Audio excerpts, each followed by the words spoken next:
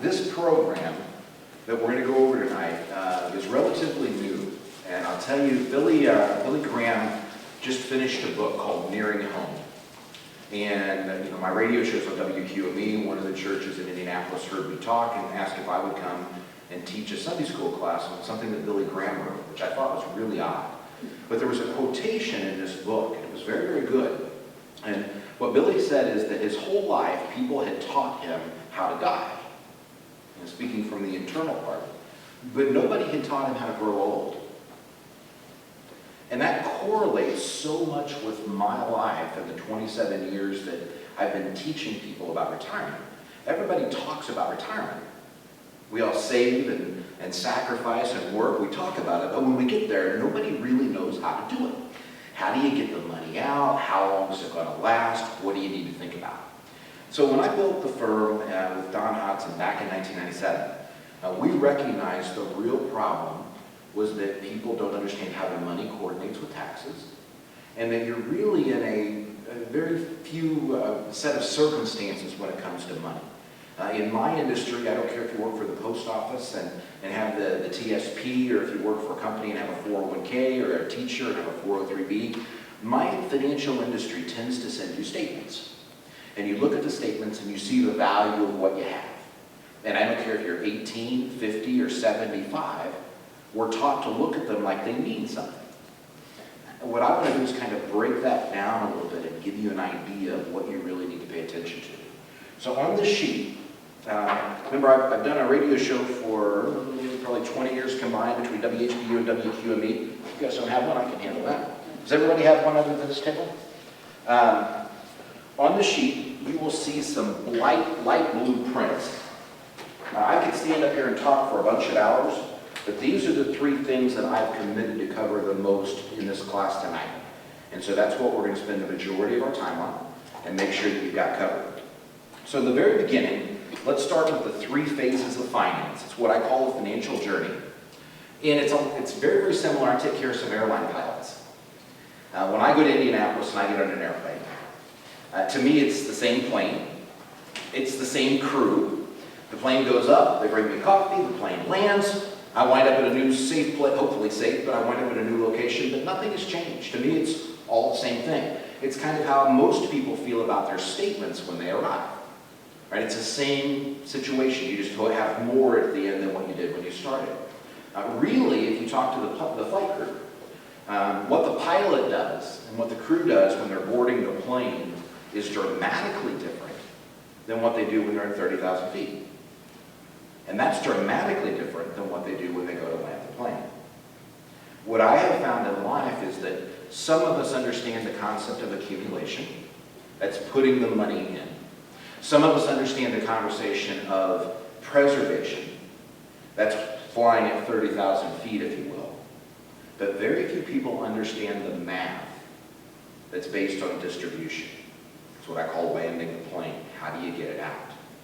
And when you think about, especially defined contribution plans, that's the article that I think will be in the paper this weekend if you want to read more about that. I write an article for the Herald Bulletin. But when you think about defined contribution, that's when you're sticking the money in. It's typically a 401k or a 403b. And when you go to pull it out, you have to kind of engineer your thoughts differently than they were when you were working. I'll give you a for instance. In accumulation, what we're going to focus on the most, that's when we're on the tarmac getting ready to go on the plane. What we're going to focus on the most is the percentage of income that you've saved out of your paycheck. I can't go back and fix that. And the tax diversification that you built in terms of where your savings was. Now, when all of you guys started working, you didn't even have an option for a Roth. You had to put it in something that was tax deferred from the very beginning. So I'm going to say some things that aren't tax deferred friendly, but you can't take that hard on yourselves because you had no choice. We had no Roth IRA until 1998. We had no Roth 401k for the companies that offered until about 2003, 2004. Still today, only about 18% of the companies actually even use a Roth 401k. If that's a new term for you, Roth simply means you get no tax deduction today, but you never have to pay the taxes on the future. Whereas tax deferred, you got to take it out of your paycheck today, you got a break for doing that, but at the end of the day, the IRS is going to get their pound of flesh and their money's coming back. So in accumulation, that's the first thing that we're working on.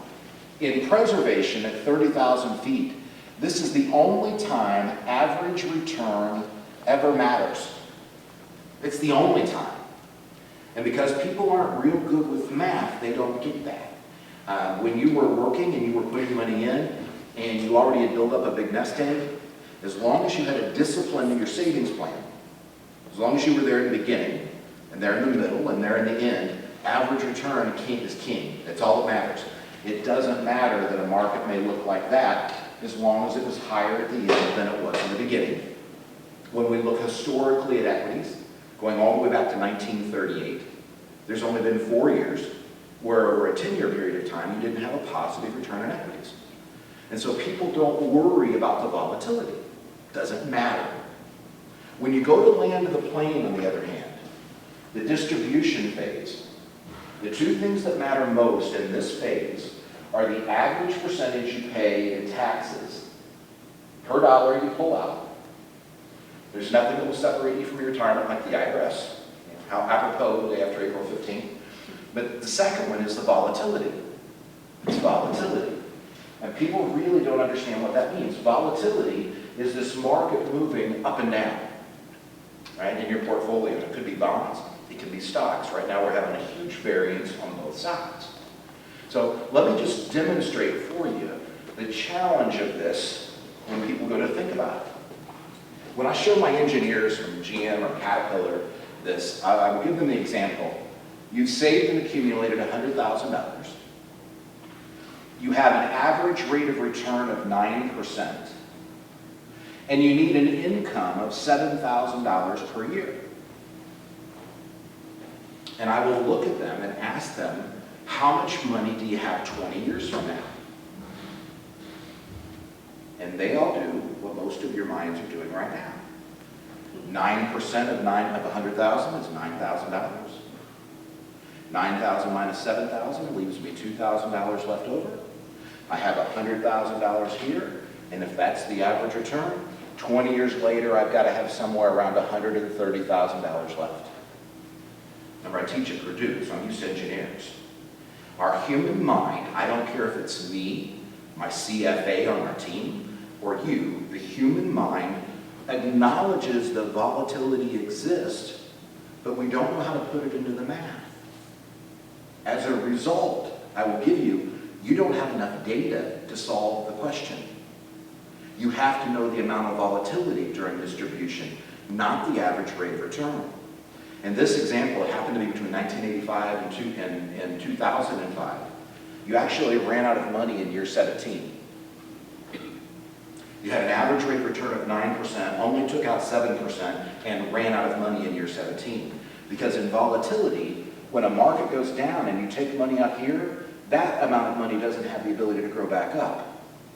And so what you have is an account that is here and here and here and eventually dies. So we have taught people, when I say we, my industry, and you might notice that I'm a little different than that.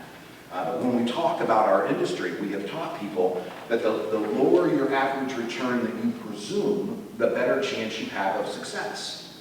That is true in an average return in the preservation stage. If I looked at you and said over the next 20 years, our objective is to have an average return of 6%. Rather than an average percent of 8%, it is safer or less aggressive to say 6 over 8. To say that to you at retirement time is a mistake. And it's a mistake because people truly don't understand math. They don't understand that notion of volatility.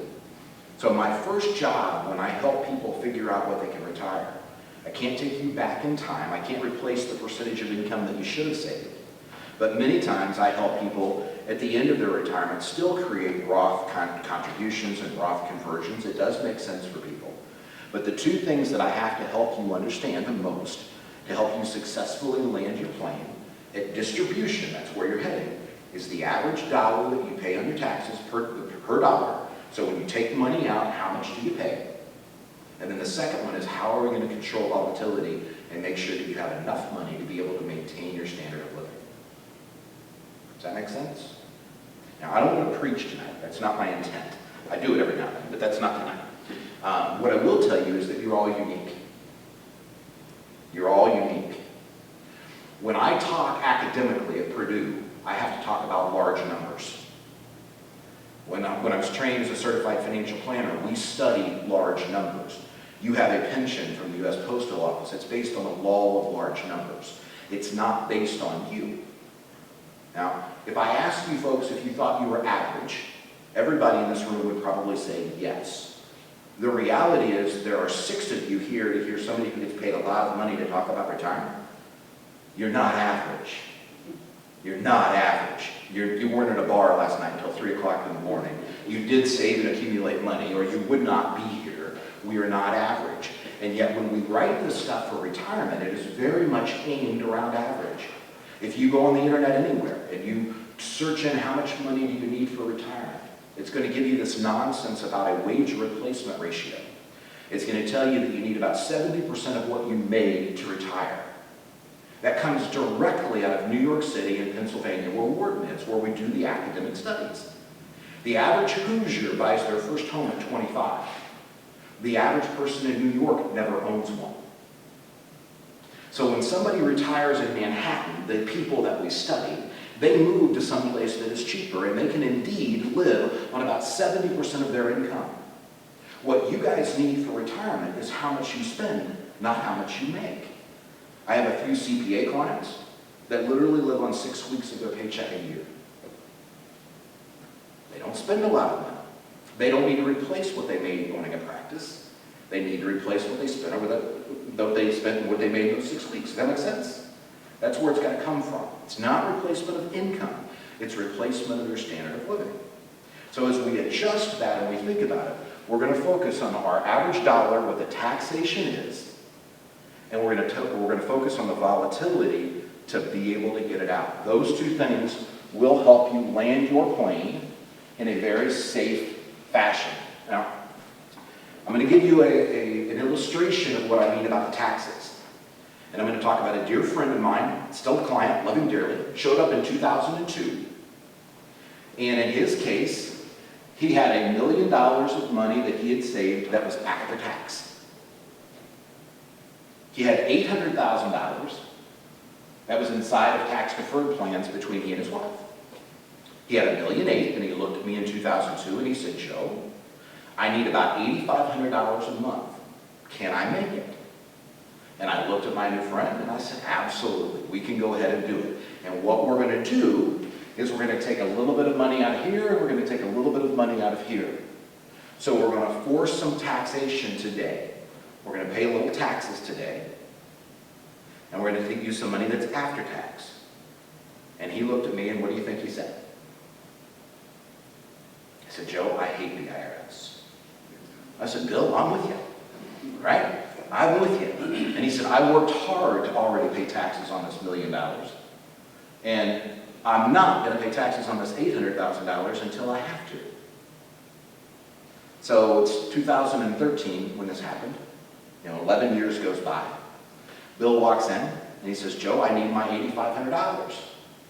Now in the meantime, the $1 million is gone and the IRA grew up to be $1.8 million. And they looked at me and he said, Joe, I need my $8,500. And they go, no, you don't, Bill. You need $12,500. Because now it's all taxable. Because now it's all taxable. See, one of the mistakes that my industry makes, everywhere you look, it says, consult your tax advisor. Y'all notice that in the industry? Consult your tax advisor? Newsflash, I've spent the last 12 years of my life with one of the largest accounting firms in the state. I'm on the back side of the office. Nobody calls their tax advisor because they charge them by the hour. What happens is we show up after December 31st and we said, here's what we did. What do you think? And they go, oh! Right? They fill out the taxes, they give it to you, and then you pull the Albert Einstein, the definition of insanity, right? You complain about it, but repeat, do exactly the same thing, and then compete the next year, and you assume it's going to be different. We've got to be very, very proactive. So, real quick tax lesson. The best way to understand your taxes is to think about a stair-step system. We live in what's called a progressive system. So, you and I, Warren Buffett, Bill Gates, we all have some money that's taxed at 10%. We all have some money that's taxed at 15% if we're fortunate enough to make that much money. From there, it goes all the way to 39.6 in little increments. Is 39.6% a lot? You know what it was when JFK took office? 90. You know what it was when Reagan took office? 70. When 39.6 gets paid, it feels like a lot of money. It feels like a lot of money. But this tax code, one thing you can bet on forever is that it's very fluid. That means it changes. Reagan changed the code in '86, took it to the 15, 28, and 31, and then every president we've had since kind of monkeyed with it a little bit. Obama just added the 39.6 plus the bonuses if you get high enough to have some other wonderful things added. But in the meantime, while he was using his money that was after tax, and this continued to grow to $1.8 million, his tax bracket escalated. What you guys have to do with your retirement is to understand my airplane analogy. This is a journey. You did not retire for a day. Yes, Bill Graham was taught how to die, not how to grow old. Retirement is a journey. We've got to have this money last for many, many years. If you're married, age 60, and in reasonable health, notice I didn't say great health. In reasonable health, the actuaries tell us that 1 out of 2 of us will live to be more than 90 years old with a 90% accuracy. That's 30 years I've got to make this money work. That's 30 years of the tax code being monkeyed with. It's 30 years worth of volatility. And if we don't have the perspective that this is a journey, we're in trouble. We're in trouble.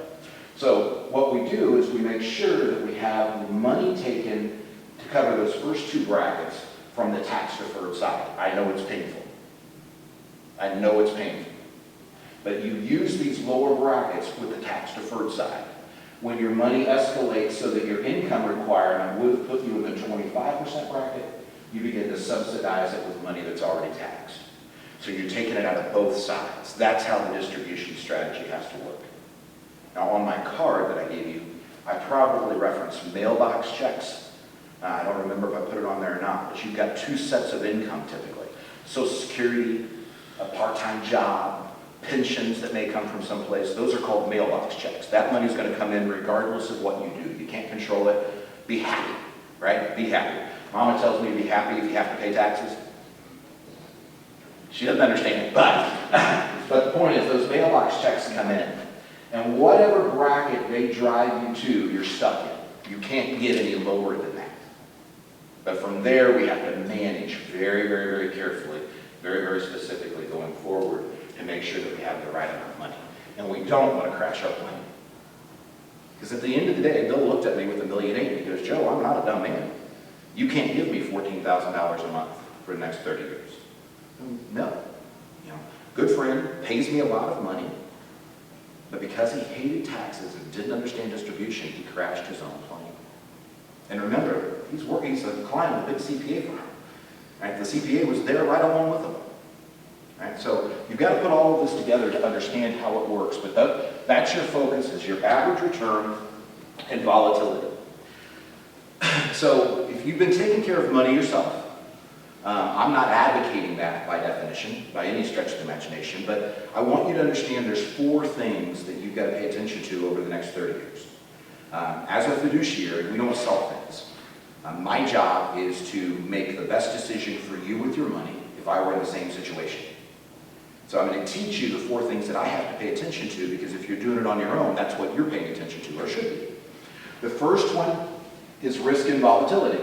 I don't care what stage you're in, that matters. That matters. The second one are fees and expenses. They are different, by the way. You can refer back to my newspaper column a few weeks ago. I explained the difference between fees and expenses, and they are very different. Third is taxes, both today and tomorrow. Remember, you're on a journey. And last but not least is making sure that we get a real return. A real return means we get something above 0 plus inflation. Okay? To forget inflation is a mistake. Now, we were all alive in 1980, where the average 30-year mortgage was 18%. You know, some of these young people that I see weren't alive in 1980 and have no clue, right? What are you worried about inflation for, Joe? Well, I can tell you why I'm concerned, right? But these are the 4 things that you have to focus on. What I see with individuals is most of us have a predisposition to focus on one of them. Right? Left to my own devices, I would think about taxes and everything that I did.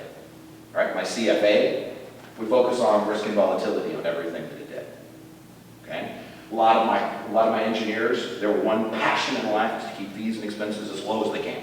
Because they understand that. They know what a cup of Starbucks costs. They know what fees and expenses are paid. And so that's their focus. What I'm telling you is they all four matter. They all four matter. I'm going to teach you a way real quickly to understand your money.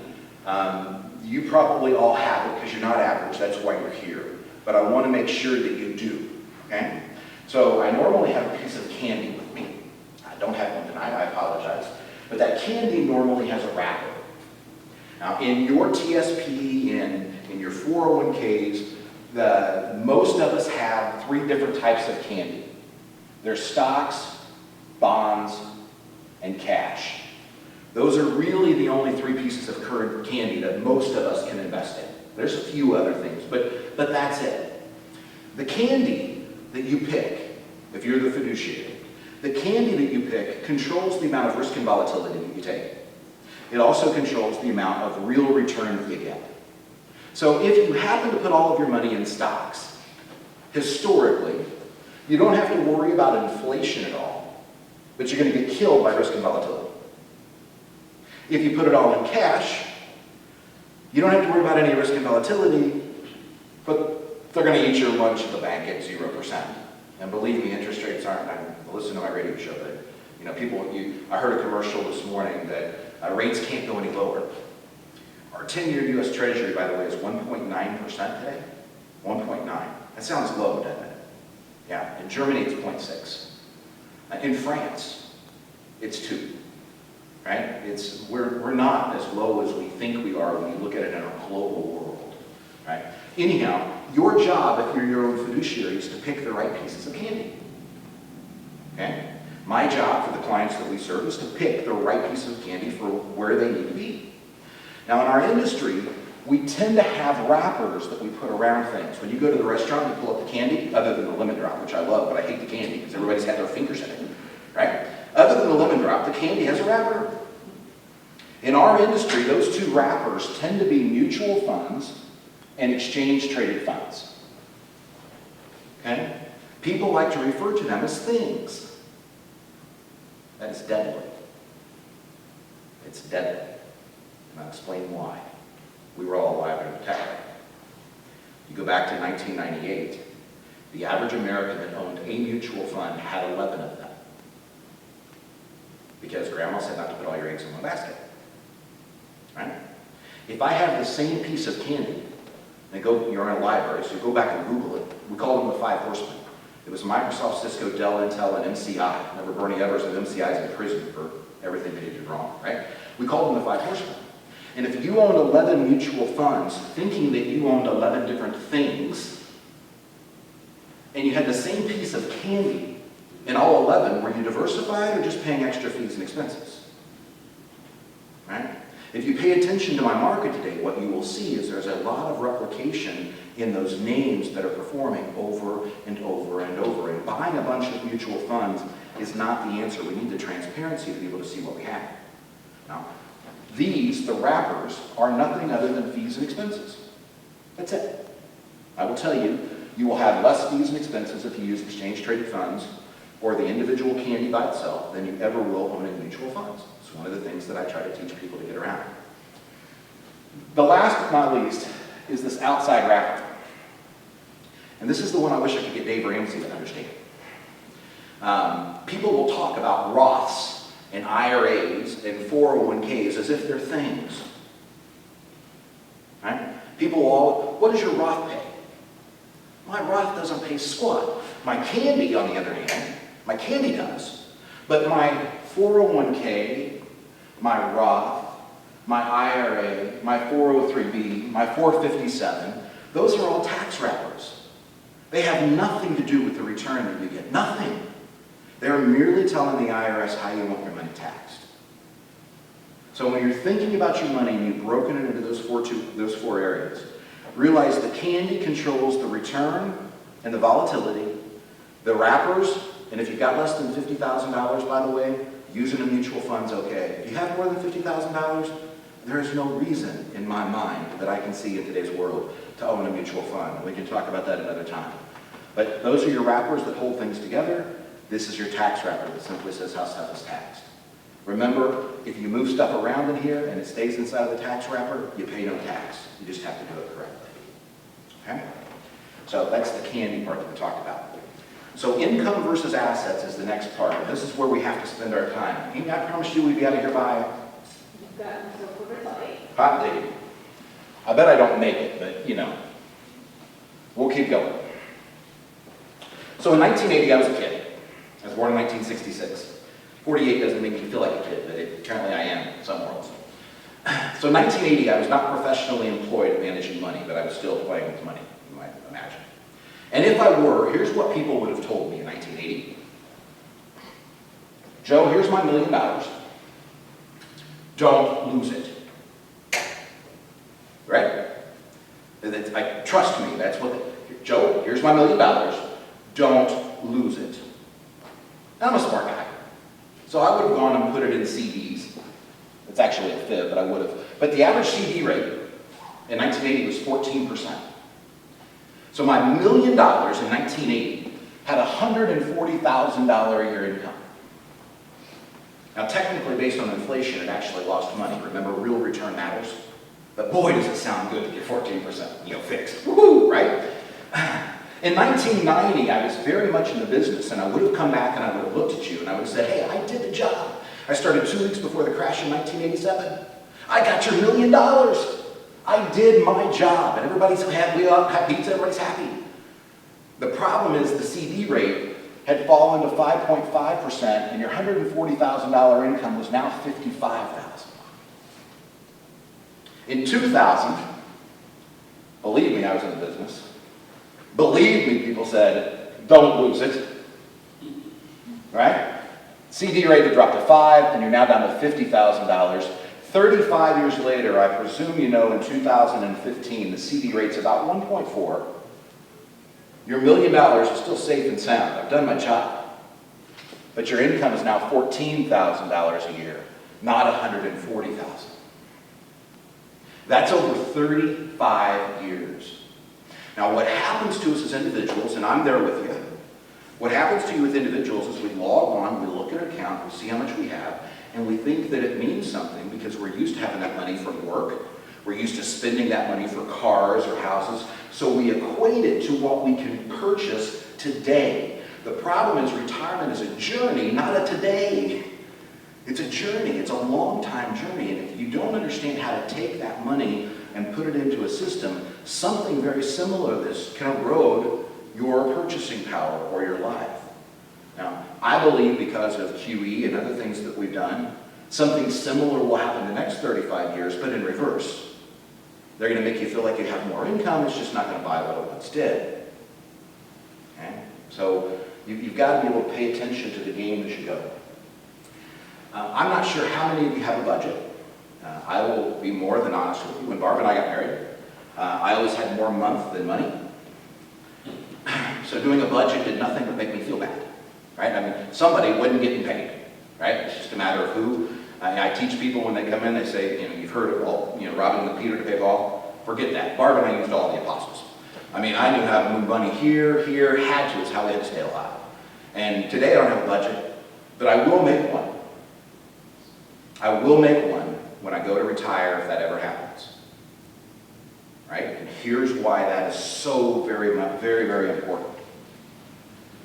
If you've gone online to play with this process of retirement at all, and I presume since you're in a library, you do that. If you go in there, they talk about the risk of inflation in purchasing power. And so what they'll do is they'll tell you to take a number. Let's say you need $4,000 a month to maintain your standard of living. They'll tell you to take that, take your life expectancy, right? We'll come to life expectancy in a second so that you can understand that a little better. Take your life expectancy. I will tell you if you're going to do that, always add 5 years. That gets you to the 94th percentile, okay? If you do it correctly. They'll take it and inflate it, and the historical inflation rate has been about 3.86%. So if you needed $4,000 this year, you need $4,000 plus 3.86% next year. Make sense? That's what all the computer programs will tell you to do. Okay? Here is why you need a retirement budget. Within that budget, you have two types of expenses. You have money that is for fixed, or what we call essential stuff. I don't care if you're 48, 14, or 88, you need money for a clicker. Right? You need food. The utility bills are going to continue to come up. They're going to continue, those bills are going to continue to come in. And whatever that part of your budget is, you do need to have set to prepare to go up with inflation. But the saddest thing that I have seen in 27 years of doing this industry is people who didn't spend as much as they could here because they inflated their entire budget, and now they're 94, and they got lots of money and no ability to leave their doctor. Right?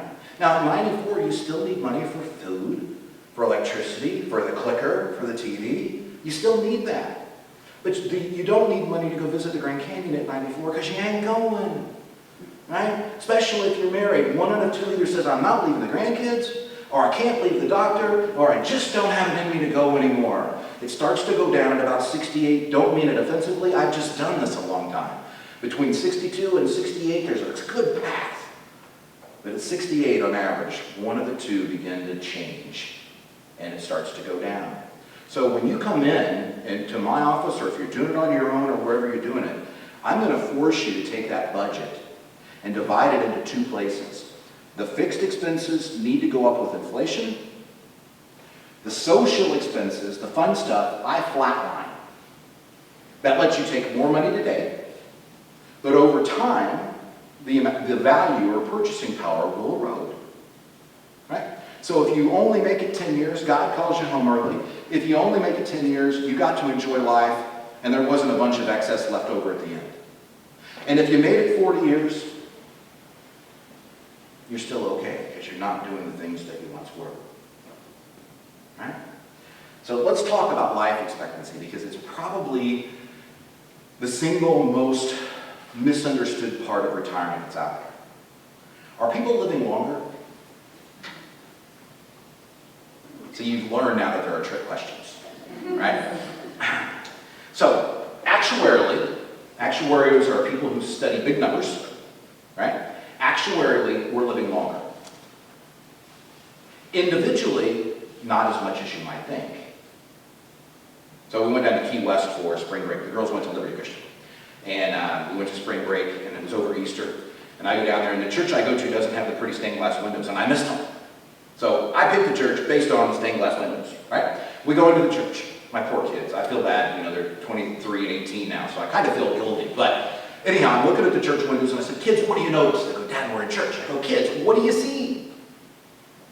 All 6 of the windows had been donated by somebody in 1901, and one of the 6 was only 98 years old. The other 5 were over 100 years old. See, we have had people who've lived for a long time, You have to get in your head, you're unique. This is your retirement.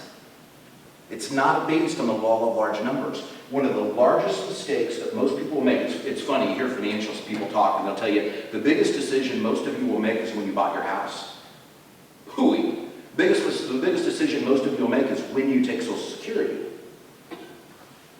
That's the biggest decision that most of you make. And by the way, if you take Social Security at 62, and you live the normal life expectancy, that means you didn't have the best health care, right? That means that you were at bars maybe at 130 instead of 3.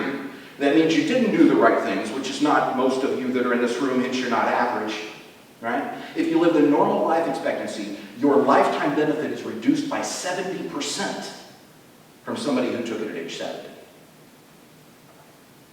So one of the most offensive things that I find are the billboards that have socialsecurity.gov. So just go online and sign up, right? In case you've missed this, I'm an addict, right? This is all I've ever done. There are 83 options inside of Social Security. 83, married, filing jointly, 83. If I can't look at your stuff and tell you what you ought to do, there's a good chance you probably shouldn't be doing this on your own. Find somebody who's got the programs. That's not the Social Security Administration. They can't do it for you. Find somebody who's got the programs to run the numbers, to make the decisions. But remember, your number one objective is in distribution is to check what the average dollar is taxed at, right? So now you have to control Social Security as part of that. Remember, your Social Security only up to 85% of it's taxable. The more money you make everywhere else, the more you end up paying in taxes. The more your Social Security gets taxed. So it is a big equation that you've got to be able to put together. Your life expectancy changes as you get older. And you've got to pay attention to that when you do the numbers. So you can use the government's check table. In my experience, if you continue to add 5 years to it, you're okay. So that doesn't mean one time. It's not a once and done, right? We look at this constantly to be able to go to it. Standard of living we talked about, understanding life expectancy, inflation, we got it. Withdrawal rates. How much can you take out? Dr. Blitzer, who runs the S&P 500, will tell you that that number is 4%. And in his mind, you could put it 100% in the S&P 500 and take out 4% of the value and be okay. When I look at people for retirement plans, what I call your life after work, when we look at that, we want to make sure that we're pretty certain that it's going to happen. And there have been about 6 periods of time that if you started and had 100% in equities, the 4% number failed. So I would encourage people never to do that. If you have money that's managed correctly, meaning you have the right selection of candy, I think 4% is still a viable world. But you do have to remember that we're not in the same, we're not in Kansas anymore, right? This is a different world. What I'm going to talk about on the radio show, not this week, but next week, is right now in Switzerland, they're having a problem because the interest rates on mortgages are effectively negative. And so they're trying to figure out how a bank has to pay money back to an account because they have a loan, not because they have assets. Now, we are all bright enough to know they're going to get that fixed somehow, but it's the similarity of Y2K, right? When Y2K hit, nothing happened because we knew what date it was coming, and people worked very hard to figure out how to fix it. Nobody knew that we were going to wind up at negative interest rates like that, right? So it's a surprise all at one time. If you buy a bond today in Germany, if you buy a 4-year bond, your interest rate is negative. In other words, you give them $10,000, and at the end of 4 years, they give you back less than you gave them, right? And the thought process in the room is, why wouldn't you just put it in the mattress then? And it's because the Europeans understand currency risk, whereas most Americans really have a challenge with that. It's not a normal conversation. One of the last times I was on one of the major media stations to talk about money, the producer actually sent me an email and said, "Joe, please don't talk about currency. Our viewers just turn the channel because we don't understand it as Americans." It's one of the biggest risks that's inside of our portfolio, truly. So the 4%, so if you've got $1 million, think 40,000, right? 500,000, think 20,000. Good news about Anderson, Indiana, and Madison counties, it doesn't take a lot to live on. You really can get by relatively cheap if you really, really want to. But it's to pay attention to these taxes to the best of your ability. I've got people in Lafayette with $1 million 403Bs from Purdue, professors, and live on $25,000 or $30,000 a year of income. Okay? They doing good or not? So in one lady's example, if you're 74 years old, she was 68 when I started this. 68 years old, she needed about $25,000 a year of income. That was all covered with Social Security. Right? So how much did she take out of her IRA or out of her 403B? None. Nobody wants to pay that taxes, right? That's why we deferred it.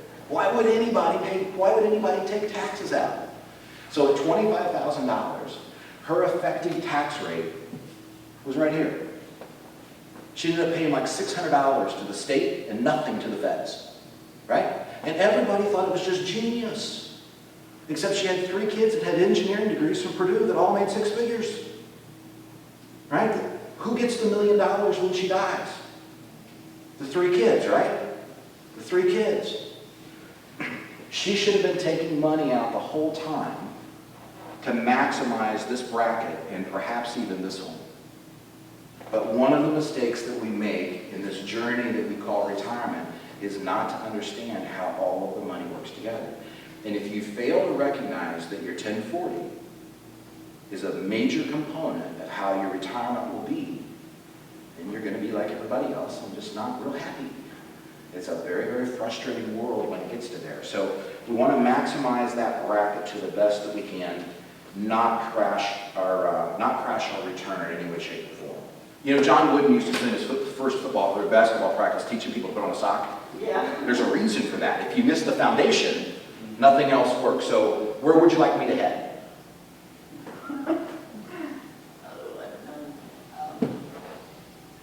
Basically, when we're drawing out your Yeah, 401K. Okay. is what I think. That's the question. All right. So let's say we were going to have a 5-minute conversation with a paper cup, with a you know, one of the little napkin thingies. I'll get it out eventually. Easy for me to say, right? There's some questions I would ask you. I would ask you, how much money do you have coming in from the mailbox checks? So how much are you going to have coming in from your pension? How much are you going to have coming in if you have rental properties?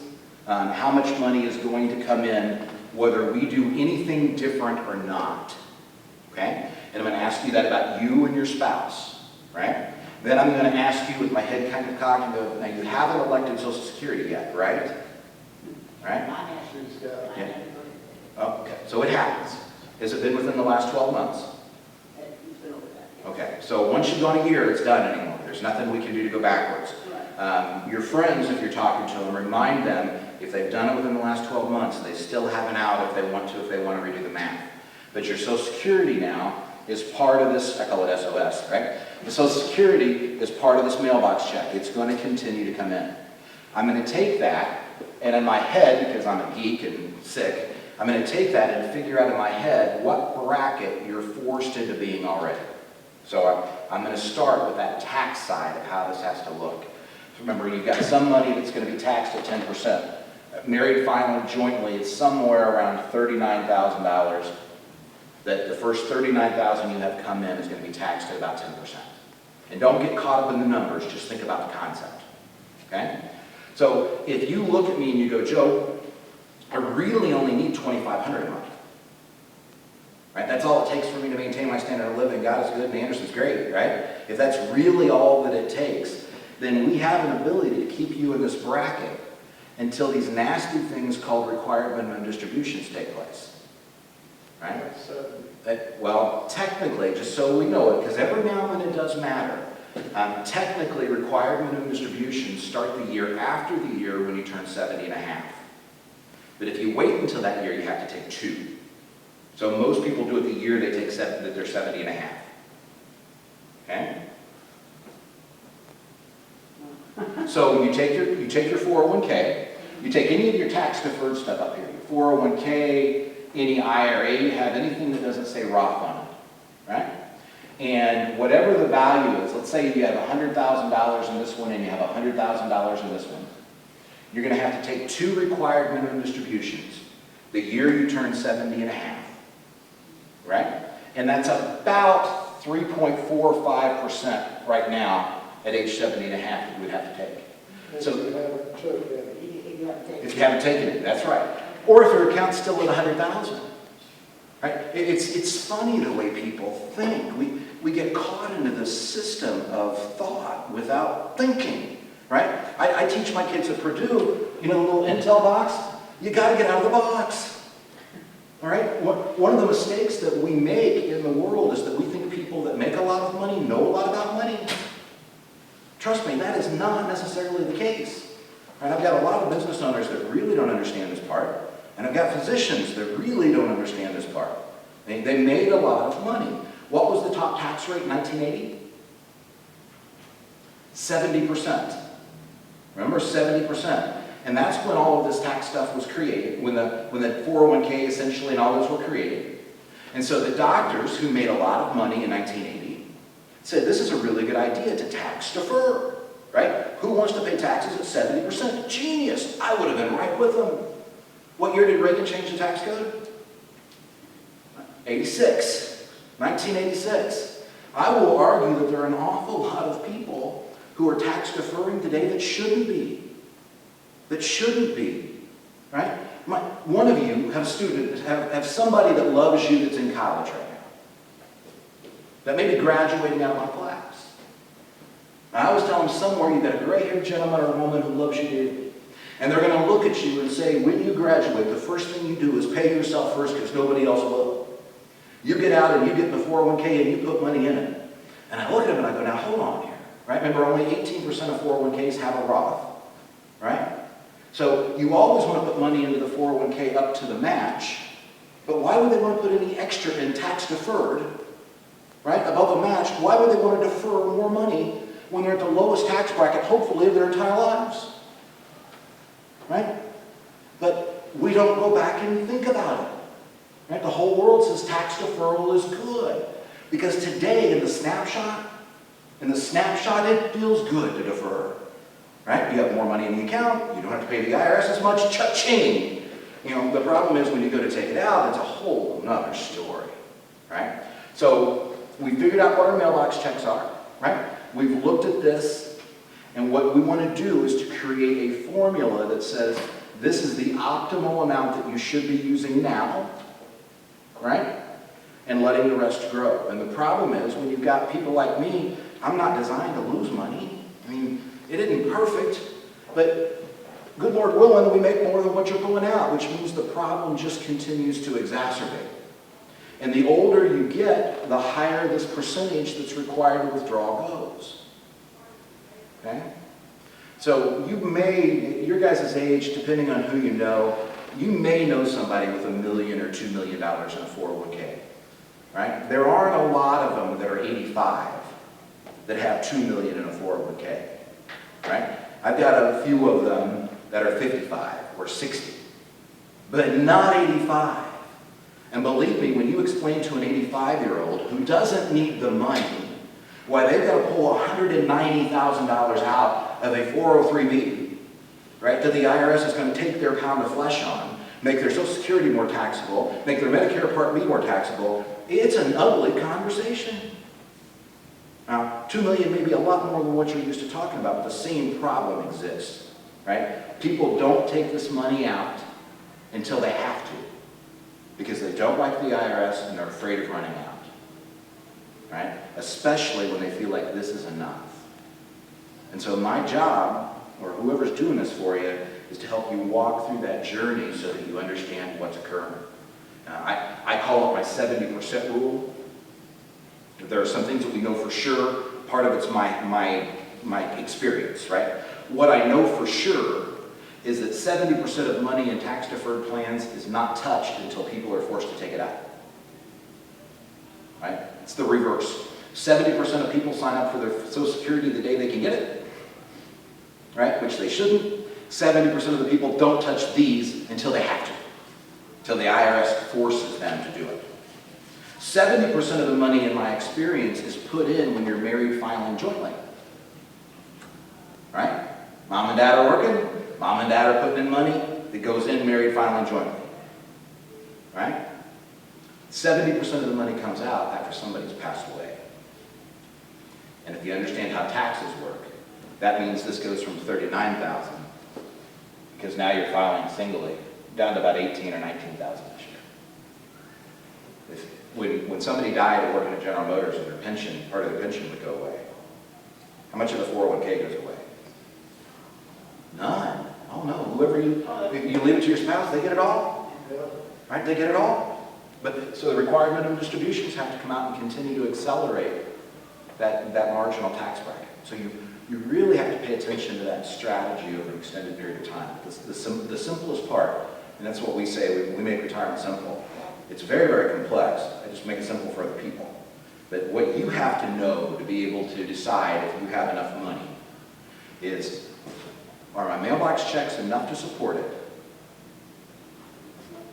Do I need more than 4% out of this savings to be able to add to it? Do I have it being managed correctly so that I can maintain that 4% where I'm okay? And that doesn't mean you have to get the 4% every year. It just means you have to have a reasonable assumption that it's going to be able to grow by that 4%, that you're going to have that 4% that's able to come. The value is going to go up and down. I just want to make sure that I can pull the 4% out and not have a problem, right? And then pay very, very close attention to your tax return, right? Very close attention to your tax return. The itemized deductions, you know, if you file a standard deduction versus an itemized, it's a little different. If you itemize, then there's a whole other thing where you can add a few percent to your tax return over a period of time, just by managing the itemized deductions better than what most people do. I want to make sure that I got everything on here that you guys need to have. You understand life expectancy. If you want to know how much money that you're going to have, by the way, there's a rule of 72. It's not exact, but it's close. But if you take the interest rate you believe you're going to earn, let's say that it's 8%, and you divide that into 72, the number's 9, right? And essentially, every 9 years your money doubles. I don't want you doing that with your investments. What I want you doing it with is your purchasing power, right? So, because that's the part that people miss. So if you tell yourself that you need $4,000 a month to maintain your standard of living, right? And you want to come up with an inflation rate of 3%, right? Then that means every 24 years, your money needs to double to have the same purchasing power, right? If 3% is accurate. We've lived through some crazy times of up and down and all around. And I don't think the craziness is necessarily going to change. When to take Social Security, you really got to have somebody do the math. I can't eyeball. I took a guy that we hired and I've sent him to class the last 2 years and run by a computer program. You can't just look at it and go, oh, this is a good number. Especially if you're married and you've got 10 years apart. Yeah, that's what I did. She retired earlier. I'm waiting. It's not a bad plan. Yeah, it's not a bad plan. Again, we look for the optimal time. The average, right, on Social Security, when we talk about the averages, you should wait as long as you can. If you have bad health, that's not necessarily true, right? That's why on here it says there's 23 things that we look at, right? And part of that is having to look at you individually and uniquely. And if you needed to take it early, take it. It's not, you know, we're not here to serve money, right? My job is just to optimize when I can, right? And you know, do what you got to do to live life and enjoy it. We talked about that part. I think we've got everything on here in the basic part. So if I can keep students out of debt before they get started, and I keep money out of the hands of the IRS just because people don't know what's doing it, I'm a happy man. Ask them, they'll tell you. I kind of do a little boot scoot and boogie. But it is complex. So if you're overwhelmed, don't feel bad. Just focus on the parts that you have to pay attention to. You look like you have a question. Yeah. No, it's just, no, whatever. All right. Anything? Oh, no, I gotta get my husband. Well, all right then. Look, if there's no questions, I'm glad you guys all came. I'm happy to see it. Like I said, I'm happy to do that. But tell your friends to pay attention to this stuff. If you hear somebody that's filing for Social Security, right, that, try to encourage them to have a conversation with somebody first, that understands what it is and what's going on. And we'll just go from there. So, other than that, it's nice to meet you all. Thank you.